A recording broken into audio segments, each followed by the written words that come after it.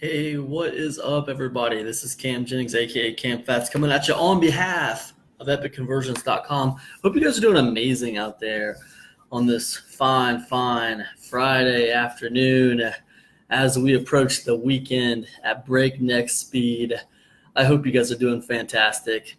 I wanted to do a video for you guys really quick and just touch on income claims because this is a topic that I've been really delving into pretty hot and heavy over the last several months. Just trying to make sure that when I put out digital products that I'm doing the sales pages correctly and that there's no trouble, basically. And I think this is a really good topic in light of all the PayPal issues that people have been experiencing and just the climate of our space right now. I think this is a good topic. So let's start with this. What is an income claim? I'll tell you something. I used to feel like there was a difference between an income claim and income proof. I used to think that hey, it's okay to put proof. If I've done something, it's okay for me to put proof on my sales page that I have done this. I used to think that was not an income claim. There was a difference, right? I used to feel that way. And here's what you got to understand. When you put, look, first of all, I understand wanting to put those numbers on your sales page. I do understand it. The fact is, income proof and income claims on your sales page is going to get you more conversions. It's going to make you more money. Hands down, point blank, I've tested it. I know for a fact there's a huge difference between putting those numbers on your sales page and not putting them on your sales page. There's a big difference. So there is a big draw to use income proof or income claims. There absolutely is. Now, here's what you have to understand. First of all, I made thousands and thousands of dollars last year. Let me start there. I made thousands of dollars in 2018.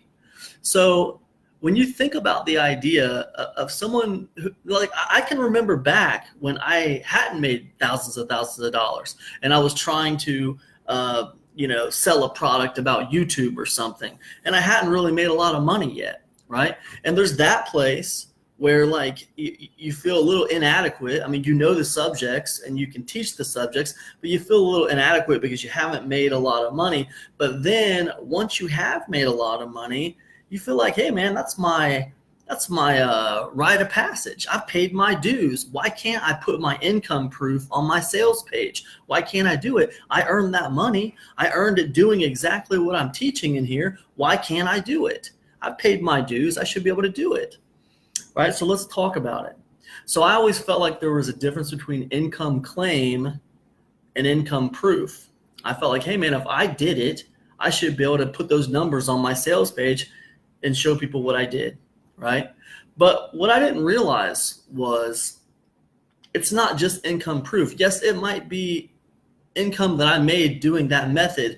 Yes, I might be able to prove that I made that income doing exactly what I'm selling on this product. However, by me putting that income proof on the sales page, what I forgot or what I didn't realize was that was a sales page and I'm selling a product, and I am implying that whatever I'm selling is going to produce the same result for everybody who buys it, right?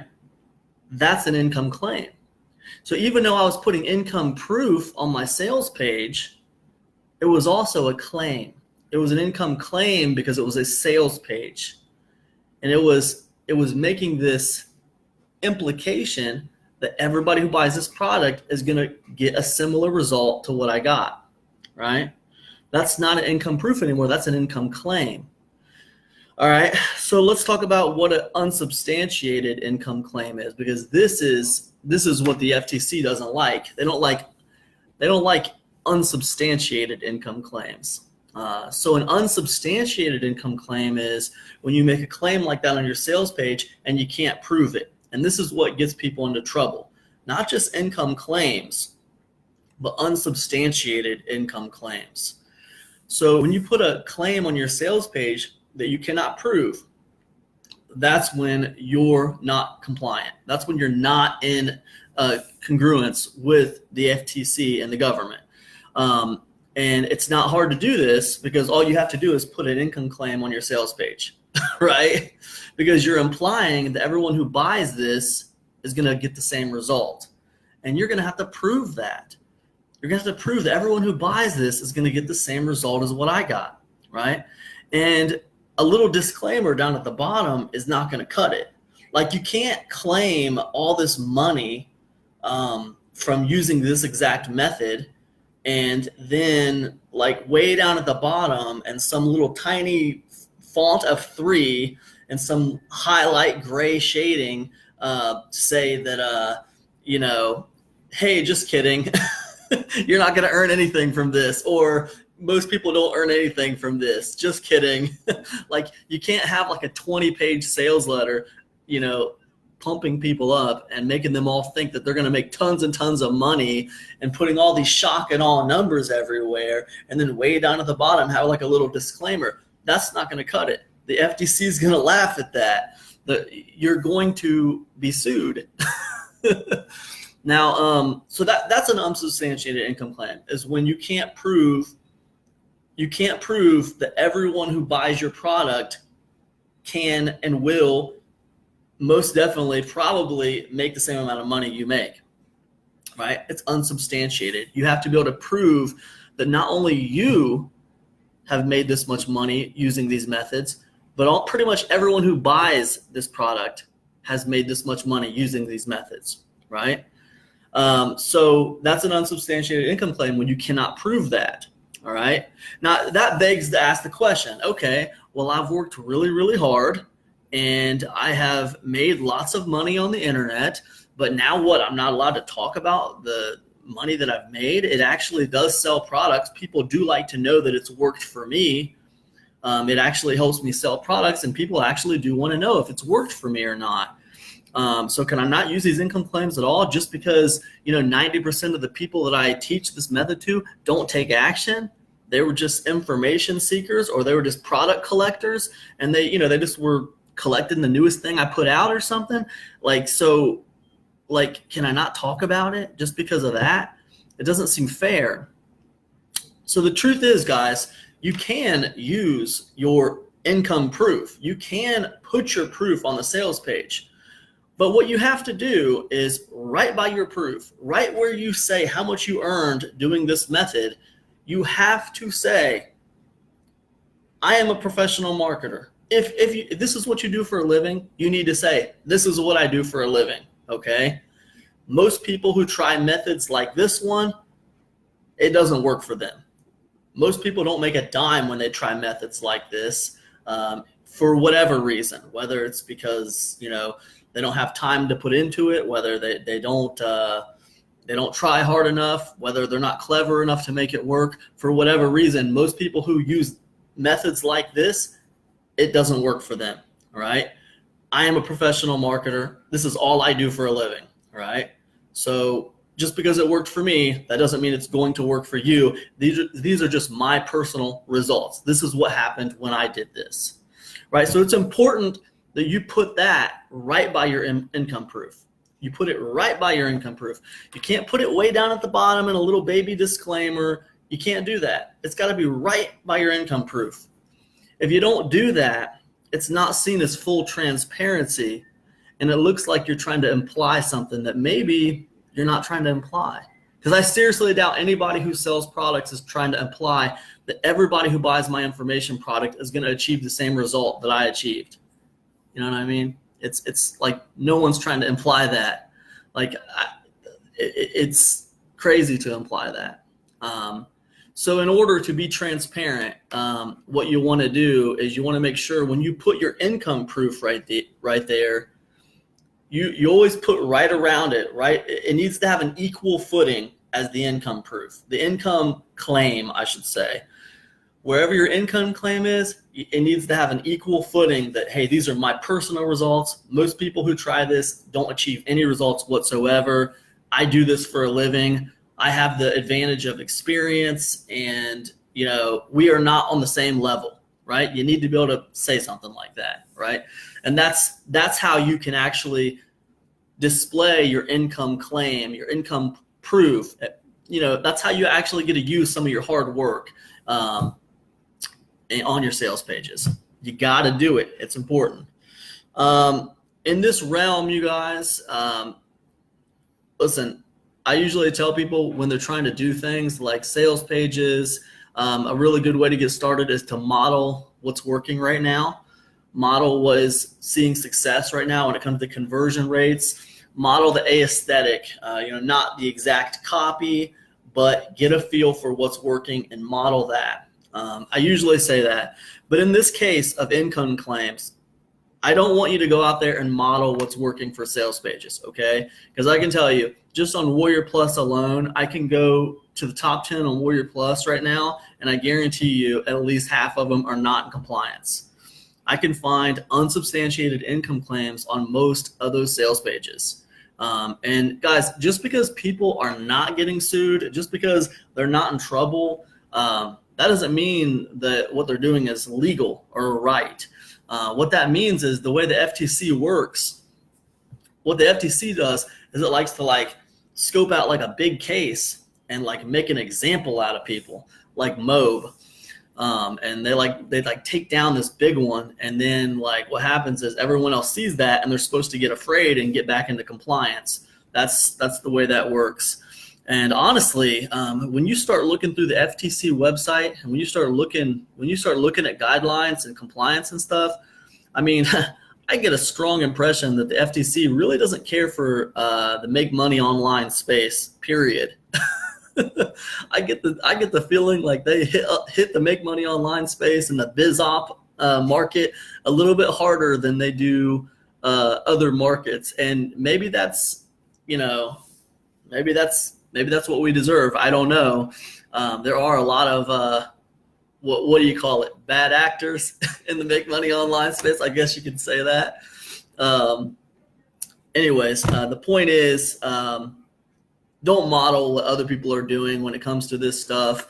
Think about what I'm saying here, and then go do your own research. I don't expect you to take my word for it. I think you should go do your own research. I think you should check out the FTC's website. Check out your own government. If you're not from America, check out your own government's websites and see what the laws are concerning, regulations as far as selling online, and as far as making income claims. See what the deal is, because from what I've seen online, it's almost like, guys, we are in this space right here, this make money online space. It's such a copycat space. It's such a copycat space. So many people are copying other people, because they're trying to figure out how to do things successfully, and they want to know what works. So they're looking at people who they see or perceive to be successful, and they kind of copy them. Because of that, I see more unsubstantiated income claims on sales pages than not. I see a lot of unsubstantiated income claims on sales pages, and you do not want to copy that, okay? You do not want to copy that. We're talking about something that will potentially ruin you. It will potentially ruin you. I don't know about you guys, but, I run a business where I invest a lot of money back into my business. So if I have a digital product that makes, $10,000 or $15,000, and then that money's invested back into my business, and then all of a sudden I was sued by the Federal Trade Commission, and all of a sudden I had to pay $15,000 or $20,000 back to, customers because of some kind of unsubstantiated income claim. Dude, that wouldn't feel too good. I'm not saying it's going to put me out of business, but, add another zero onto that and it would, so it's nothing to fool around with.